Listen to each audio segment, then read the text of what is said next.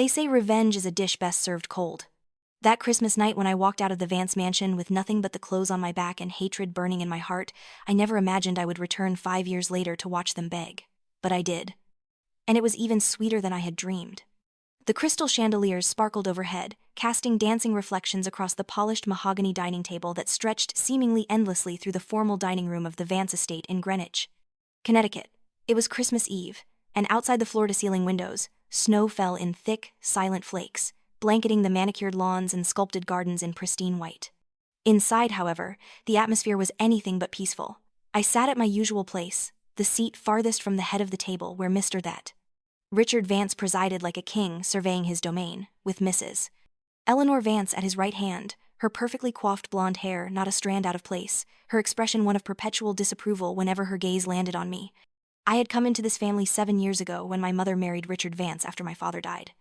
I was 17 then, grieving and lost, and foolishly I had hoped for a fresh start, a new family to belong to. What I got instead was a lifetime sentence of being the unwanted outsider, the charity case who should be grateful for every scrap of attention or basic decency thrown my way. My stepbrother Jackson, 2 years my senior, had made it clear from day one that I was beneath him. He was the golden child, the heir apparent to the Vance Industries empire, handsome and charming in public but cruel and dismissive when no cameras were watching. My stepsister Tiffany, just a year older than me, had seemed kind at first, but I quickly learned that her sweetness was a performance, a mask she wore to appear as the perfect daughter while she whispered poison into everyone's ears about me behind closed doors. That Christmas Eve, I had done something unforgivable in their eyes. I had dared to have dreams of my own. For months, I had been working in secret on a technology startup, a platform that would help small businesses streamline their operations and compete with larger corporations. I had poured every spare moment into it, working late into the night after my shifts at the coffee shop in town, teaching myself coding and business management through online courses, surviving on 4 hours of sleep and pure determination. I had saved every penny I could, which was not much given that the Vances had made it clear that despite their enormous wealth, I was expected to support myself financially. The trust fund my father had left me had been depleted by medical bills before he died, and my mother, bless her conflict-averse soul, had long ago stopped fighting the Vances on anything, retreating into her own world of charity luncheons and wine. I thought if I could just show them what I was capable of, if I could present them with a solid business plan and prove that I was not just the nobody they believed me to be, perhaps I could finally earn a shred of respect. Perhaps I could finally belong. So that evening, as we gathered for the traditional Vance family Christmas dinner, I brought a carefully prepared presentation folder, my hands trembling slightly as I worked up the courage to speak. The table was laden with food that could have fed 50 people, prepared by the estate's private chef. Roasted duck with cherry sauce, truffle mashed potatoes, Brussels sprouts with pancetta, fresh baked rolls still steaming in their silver basket, and 3 different types of wine breathing in crystal decanters. The Vances believed in displaying their wealth at every opportunity. I waited until dessert was being served, the flaming Christmas pudding making its dramatic entrance, before I cleared my throat. The conversation about Jackson's latest business triumph with a client in Manhattan died away, and all eyes turned to me. I felt my cheeks flush hot under their collective stare. But I pressed on. I explained my startup idea, how I had identified a gap in the market, how I had already built a working prototype and had interest from 3 potential clients. I talked about my revenue projections, my marketing strategy, my plan for scaling. I poured my heart into every word, hoping desperately that for once, they might see me as something other than an inconvenience. When I finished, silence stretched across the table like a chasm. Then Richard Vance set down his wineglass with a sharp clink that made me flinch. He looked at me the way one might look at a child who had just suggested they could fly by flapping their arms hard enough. His voice when he spoke was cold and dismissive, each word landing like a slap. He told me I was being ridiculous, that I knew nothing about business, nothing about the real world. That my little project was a joke, an embarrassment, and that I should be grateful they allowed me to live under their roof rather than wasting their time with such nonsense. He said I was delusional if I thought I had anything of value to offer, that I was making a fool of myself and by extension making them look bad for taking me in. He suggested, his tone making it clear it was not truly a suggestion, that I should abandon this foolishness immediately and focus instead on finding a proper job, or better yet, finding a husband who could support me since I clearly could not support myself. Eleanor Vance nodded along with every word, her thin lips pressed into a line of distaste, as if my very presence at the table offended her sensibilities. She added her own barbs, commenting that my dear departed father would be ashamed to see how I had turned out, wasting the opportunities that had been so graciously provided to me, showing no appreciation for all that the Vance family had done. Then Jackson leaned back in his chair, a smirk playing across his handsome features, and delivered the killing blow. He laughed, actually laughed, a cruel sound that echoed in the suddenly suffocating room. He said I was nothing but a leech, living off their charity, eating their food, enjoying the prestige of the Vance name while contributing nothing of worth. He said my startup idea was pathetic, that I was delusional to think I could ever amount to anything in the business world, that I lacked the intelligence, the connections, the breeding to succeed. He called me a burden, a constant reminder of Richard's moment of weakness in marrying my mother, and then he did something that shattered whatever remained of my composure. He grabbed the presentation folder I had spent weeks perfecting, the folder that represented months of hope and hard work and dreams, and he threw it. Papers scattered across the table, some landing in the gravy boat, others fluttering to the floor like wounded birds. The sound of the folder hitting the hardwood floor was like a gunshot in my ears. He told me I should leave, that I should pack my bags and get out, that I had worn out whatever minimal welcome I had ever possessed. He said I should never come back, that I was not wanted here, that I had never been wanted here. I looked desperately at my mother, hoping for even a word of defense, a small gesture of support. She looked away, reaching for her wineglass with a shaking hand, her face pale but her lips firmly closed. She said nothing. She had never said anything when they hurt me, when they diminished me, when they made it clear day after day that I was less than nothing in their eyes. She had chosen her place in this family, and it did not include standing up for her own daughter. Tiffany, sweet Tiffany with her innocent facade, actually looked sympathetic for a moment. She reached across the table as if to pat my hand, her voice dripping with false concern as she said she was sorry, that she knew this must be hard for me to hear, but that sometimes we needed to face reality and accept our limitations. Then she turned to her father and agreed that perhaps it would be best if I found somewhere else to live, somewhere more suited to my station in life. She twisted the knife with a smile. Something inside me broke in that moment. Not broke as in shattered into despair, but broke as in broke free. I felt a clarity wash over me, cold and sharp and absolutely certain. I looked at each of them in turn, these people who had taken me in only to make me feel grateful for scraps, who had given me a roof over my head while making sure I knew I had to earn every moment of it, who had never once treated me as family but only as an obligation to be endured. I stood up slowly, my chair scraping against the floor. I reached down and picked up the scattered pages of my presentation, taking my time, forcing them to watch as I gathered each sheet. When I had collected them all, I did something I had never allowed myself to do before in this house. I let them see my anger. I let them see that I was done pretending their cruelty did not cut, done trying to earn love from people incapable of giving it, done being small and apologetic and endlessly, pointlessly grateful. I looked Richard Vance directly in his cold blue eyes and I told him he would regret this night. I told him that every dismissive word, every casual cruelty, every moment they had made me feel worthless, had been noted, remembered, and filed away. I told him I was not the weak, pathetic creature they believed me to be, and that I would prove it. I told Jackson his empire was built on arrogance and his father's money, neither of which would save him from what was coming. I told Tiffany that her sweetness was as fake as her concern, and that one day her mask would slip at exactly the wrong moment. I told Eleanor Vance that she was a bitter woman who used wealth to fill the void where her heart should be, and that all her charity work and social climbing would never make her anything more than empty inside. Then I looked at my mother, and in that moment, I felt nothing but pity. I told her I forgave her for her weakness, but that I would not become like her, silent and complicit in my own diminishment. I told her I hoped someday she would find the courage she had lost when my father died, but that I would not wait around to see it. I took the folder, held it against my chest like armor, and I walked out of that dining room. I walked through the marble Ford entrance hall with its sweeping double staircase, past the Christmas tree that must have cost more than most people's cars, its branches dripping with ornaments that each probably cost more than my monthly coffee shop wages. I walked out the front door into the freezing December night, and I did not look back. I had $23 in my wallet, the clothes I was wearing, and a phone that was 2 payments away from being shut off. I had no plan, no safety net, nowhere to go. But I had something more valuable than anything the Vances possessed. I had rage, crystalline and purifying, and I had determination that burned hotter than any hearth fire. They had broken me down as far as I could be broken, and in doing so, they had freed me from caring what they thought, from needing their approval, from fearing their rejection. They had already done their worst. Now it was my turn. I walked through the snow for 3 miles before I reached the main road, my feet numb in my impractical heels, my breath coming in white clouds. A taxi finally stopped, the driver taking pity on the young woman shivering by the roadside on Christmas Eve. I had just enough money to get to the bus station in Stamford. From there, I bought a ticket to Boston with the last of my cash and the remains of my dignity. I had a friend from high school, Maya, who had moved there for college. I had not spoken to her in 2 years, but I called her from a payphone at the station, my teeth chattering, and asked if I could stay with her for a few days. She said yes without hesitation, asked no questions beyond whether I was safe, and told me she would pick me up from the South Station when my bus arrived at 2 in the morning. The next 6 months were the hardest of my life. Maya's apartment was a cramped studio in Alston that she shared with a roommate, and I slept on their couch, trying to make myself as small and unobtrusive as possible. I found work washing dishes at a restaurant in Chinatown, then picked up a second job delivering groceries, then a third doing data entry remotely in whatever hours remained. I slept 4, maybe 5 hours a night, survived on rice and whatever cheap protein I could find on sale, and saved every penny that did not go to absolute necessities.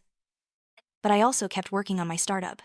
Late at night, after my shifts, hunched over my battered laptop at the kitchen table while Maya and her roommate slept, I refined my code, reached out to potential clients, taught myself everything I could about business development and marketing and finance. I entered every startup competition I could find, applied to every accelerator program, sent cold emails to hundreds of potential investors. I got rejected again, and again, and again. But I kept going because the alternative was admitting the Vances had been right about me, and I would have died before I let that happen. Then, in March, something changed. I had entered a tech startup competition at MIT, more out of desperation than any real hope of winning. The entry fee had been waived for financial hardship cases, which I certainly qualified as. I had refined my pitch, practiced it until I could deliver it in my sleep, and I showed up to the preliminary round in my only professional outfit, a blazer and skirt I had bought at Goodwill and had carefully mended and pressed until they looked almost new. I made it through 3 rounds of judging.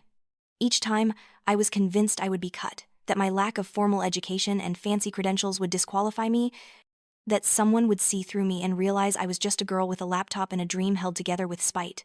But I kept advancing. The other competitors had teams, had investors, had prototypes built by professional developers. I had myself and sheer stubborn refusal to quit. The final round was held in a sleek auditorium at the MIT Media Lab, with a panel of judges that included venture capitalists, successful entrepreneurs, and academics. I gave my presentation, my voice steady even though my hands were shaking, and I answered their questions with a confidence I did not entirely feel but had learned to fake convincingly. When I finished, one of the judges, a woman in her 50s with steel gray hair and sharp, intelligent eyes, asked me one final question. She asked me why I was doing this, what drove me, what made me think I could succeed when the statistics were so stacked against young entrepreneurs, especially women with no funding and no support system. I looked her in the eye and I told her the truth. I told her I was doing this because someone once told me I could not, and I had built my entire existence around proving them wrong. I told her I was driven by the need to show that worth was not determined by wealth or connections or family name, but by what you could create with your own hands and mind and will. I told her I would succeed because failure was not an option I was willing to accept, because I had already lost everything and therefore had nothing left to fear. Something shifted in her expression. After the presentations concluded and the judges deliberated, they announced the winners.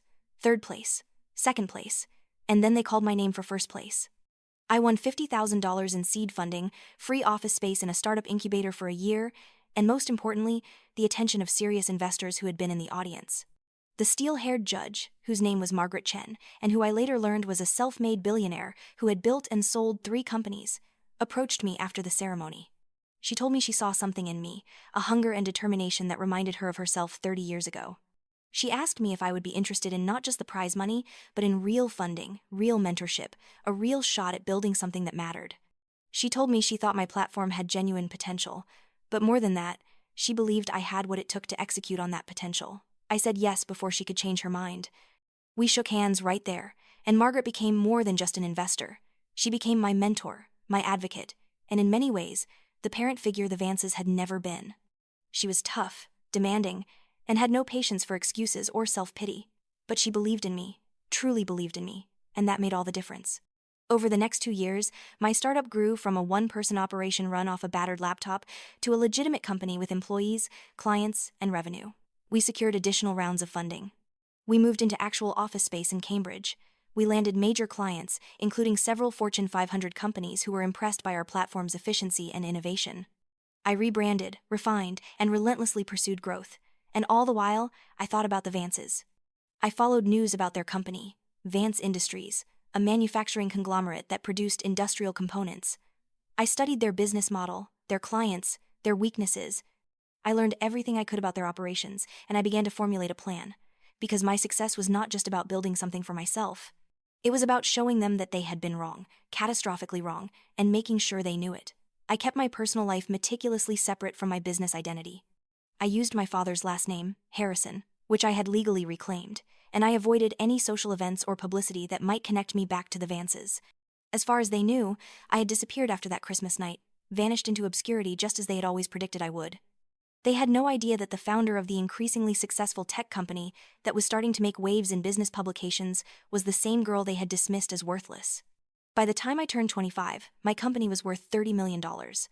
I had a corner office with a view of the Charles River, a team of 40 employees who respected me, and enough money that I never had to worry about bills or food or having a roof over my head ever again.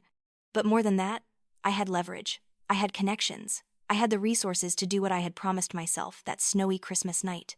I had the means to make them pay. The opportunity came in the form of a charity gala in Manhattan, a glittering event held at the Plaza Hotel to raise money for pediatric cancer research. It was the kind of event the Vances never missed, a chance to see and be seen, to network with other wealthy families and show off their philanthropic side. I had received an invitation as a rising young entrepreneur, one of the featured guests who would be speaking about technology's role in modern business. When I saw that Vance Industries was listed as a major sponsor, I knew the time had come. I bought a dress for the occasion, a stunning deep emerald gown that probably cost more than I had earned in my entire first year in Boston, and I wore it like armor. I had my hair professionally styled, my makeup done by someone who knew how to make me look powerful rather than pretty, and when I looked in the mirror the night of the gala, I saw a woman who bore little resemblance to the broken girl who had walked out into the snow 5 years ago.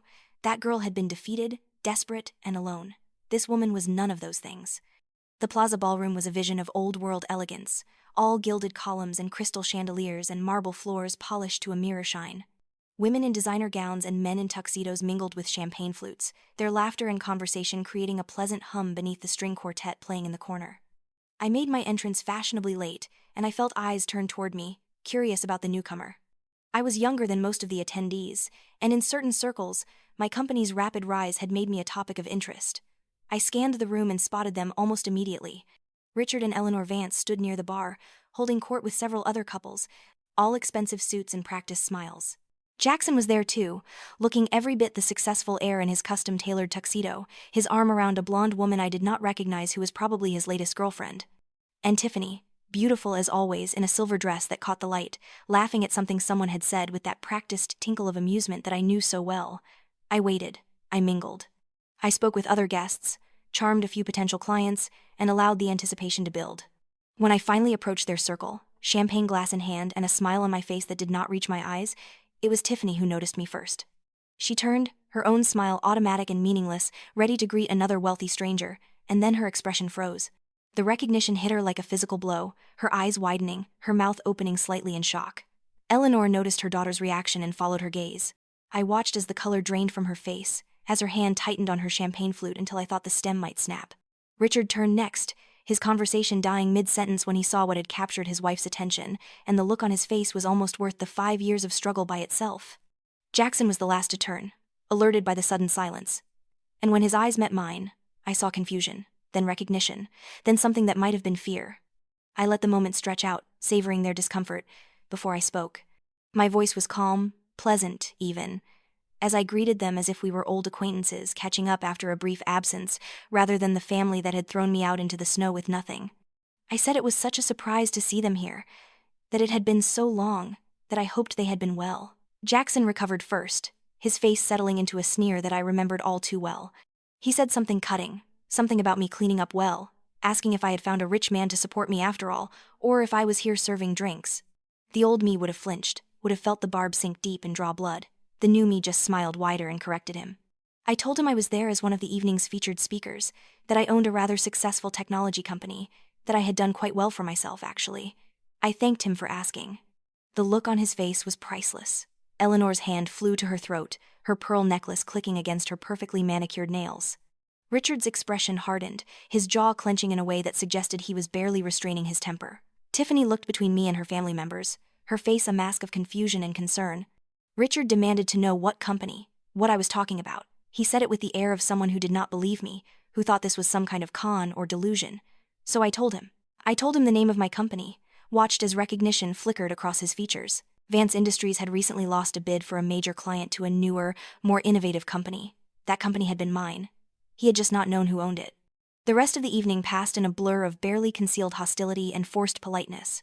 The Vances could not make a scene. Not here. Not in front of all these people. Not at a charity event where appearances meant everything. But I could see the calculation in Richard's eyes, the wheels turning as he tried to figure out how to handle this unexpected development.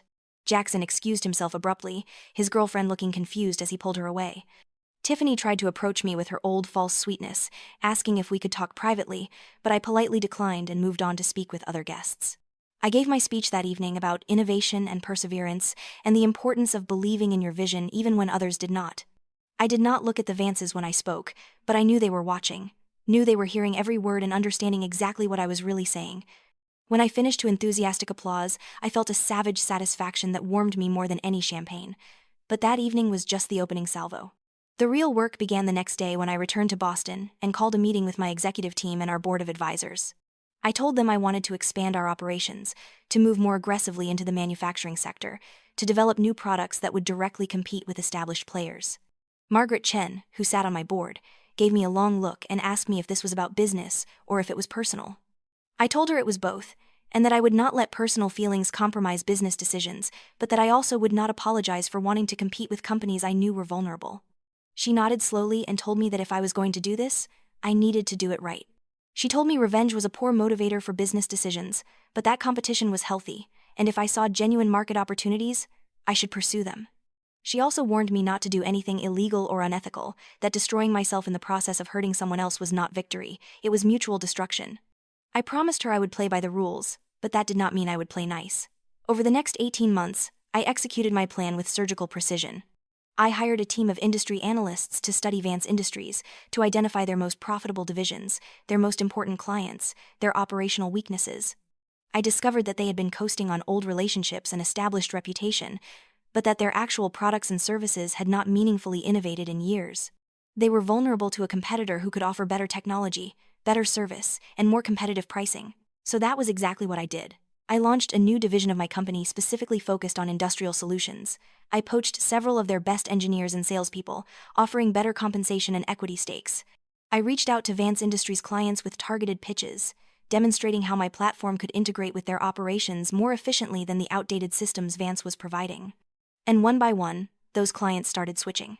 It started small, a few mid-sized accounts that probably did not seem significant to the Vances. But then one of their major clients, an automotive manufacturer that represented nearly 15% of Vance Industries' revenue, announced they were not renewing their contract. They signed with my company instead. Then another major account followed, and another. I made sure to time the announcements strategically, spreading them out just enough that each one felt like a separate blow, never giving them time to recover before the next hit landed. I also made sure that the business press covered these wins extensively, positioning my company as the innovative disruptor shaking up a stagnant industry. Every article that praised my company's approach was an implicit criticism of the old guard companies like Vance Industries. Jackson tried to fight back, of course. He launched a smear campaign, planting stories with friendly journalists about my company's supposed instability, spreading rumors about pending lawsuits or financial troubles, none of which were true. When that did not work, he tried to undercut my pricing, offering their services at unsustainably low rates to keep clients from switching. But that only hurt Vance Industries more, eating into their profit margins while my efficient technology platform allowed me to maintain healthy margins even at competitive prices. Then I played my trump card. During my time working in Boston, scraping by on odd jobs, one of those jobs had been at a law firm, filing and organizing documents. It was mind-numbing work, but it had taught me something valuable about how to dig up information. I had hired a private investigator, someone Margaret had recommended, who specialized in corporate intelligence. I had him look into Vance Industries' business practices, their financial records, anything that was public or could be legally obtained. What he found was a gold mine. Richard Vance had been cutting corners for years, engaging in practices that, while not quite illegal, were ethically questionable at best. There were environmental violations at their manufacturing plants that had been quietly settled with fines but never publicly disclosed. There were workplace safety issues that had resulted in injuries, covered up with settlements and non-disclosure agreements. There was evidence of aggressive tax avoidance strategies that pushed the boundaries of legality. And most damning, there were several instances of what appeared to be bribery, payments made to government officials in foreign markets to secure contracts, carefully disguised as consulting fees but following patterns that any competent investigator would recognize. I took this information to a journalist I knew, someone who had built a reputation for investigative reporting on corporate malfeasance. I did not hand her the story, but I pointed her in the right direction, gave her just enough to start pulling on the thread. She did the rest, conducting her own investigation, verifying the information through independent sources, building a case that would withstand scrutiny. The article came out on a Monday morning, published in a major business newspaper with a circulation that included every major player in the industry. The headline was devastating. Something about questions of ethics and legal compliance at a family-run industrial giant. The article detailed everything the investigator had found and more, painting a picture of a company that had prioritized profit over principle, that had built its success partly on the backs of exploited workers and environmental damage and potentially corrupt practices. The fallout was immediate and severe.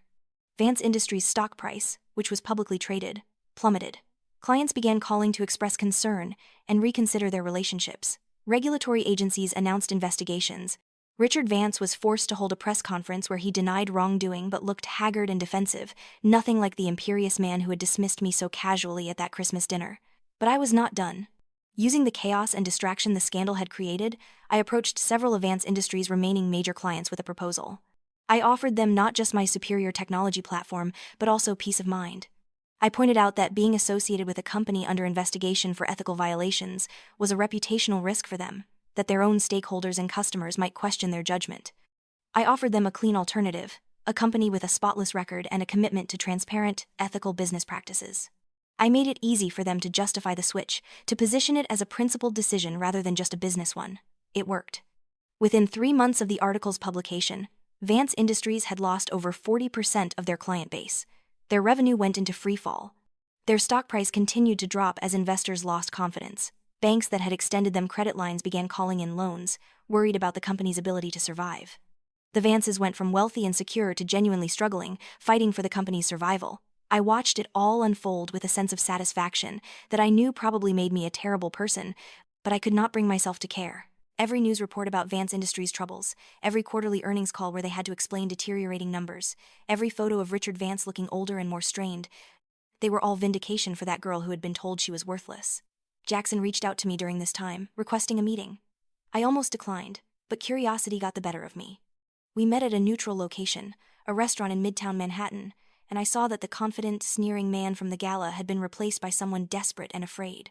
He tried to play it cool at first, making small talk, but I could see through it. Eventually, he got to the point. He asked me to back off, to stop targeting their company, to show some mercy for the sake of our shared past. I listened to him with a calmness that surprised even me. When he finished, I leaned back in my chair and asked him if he remembered that Christmas 5 years ago. I asked him if he remembered throwing my presentation across the table, telling me I was worthless, ordering me to leave and never come back. I asked him if he had thought about me at all in the years since, if he had ever wondered what had become of me, if he had ever felt even a flicker of regret for how he treated me. He could not meet my eyes. He mumbled something about being young and stupid, about how things had been different then, about how he hoped we could move past it. I told him that was not an apology, that was barely even an acknowledgement. I told him that I had not spent 5 years building my company just to let him off the hook now that the consequences of his cruelty had finally caught up to him. I told him I would not destroy his family's company illegally or unethically, but I would compete with it aggressively, and I would take advantage of every weakness he and his father had created through their own arrogance and carelessness. I told him that was called capitalism, and that if the Vances could not compete, they deserved to fail. Then I stood up, left money on the table to cover my drink, and walked out. He called after me, his voice cracking, but I did not turn around. That was the last time I spoke to Jackson directly. Tiffany tried a different approach. She showed up at my office in Boston unannounced, somehow talking her way past security by claiming to be an old friend. My assistant paged me, sounding apologetic and confused, and I told her to send Tiffany in. I was curious what angle she would take. She came in looking concerned and sisterly, sitting down across from my desk and asking me how I had been, saying she had been worried about me all these years. She said she had always felt terrible about that Christmas, that she had wanted to reach out but had not known how to find me. She said family was important, that we should not let business come between us, that surely we could find a way to resolve this that did not involve destroying each other. I let her talk, watching her performance with a detachment that comes from truly not caring what someone thinks of you anymore. When she finally wound down, I asked her what she wanted. She looked hurt, said she just wanted to reconnect, to rebuild our relationship. I asked her again, more specifically, what she wanted. She hesitated, and in that hesitation, I saw the truth. She finally admitted that the family was struggling, that they might lose everything, that she had heard I was the one behind many of their recent problems, and that she was hoping I would consider pulling back for family's sake. I told her we were not family. I told her that family did not watch silently while someone they supposedly cared about was thrown out in the snow on Christmas. Family did not spread rumors and undermine someone at every turn. Family did not stand by and let cruelty happen without saying a word. I told her she had made her choice 5 years ago, and I had made mine. I told her she could leave now. She tried to cry, dabbing at her eyes with a tissue, saying I had changed, that I had become hard and cruel. I told her she was right, that I had changed, that I had become someone who did not accept mistreatment anymore, someone who demanded respect instead of begging for scraps of approval. I told her that if she saw that as cruel, then perhaps she needed to examine her own values. Then I had security escort her out.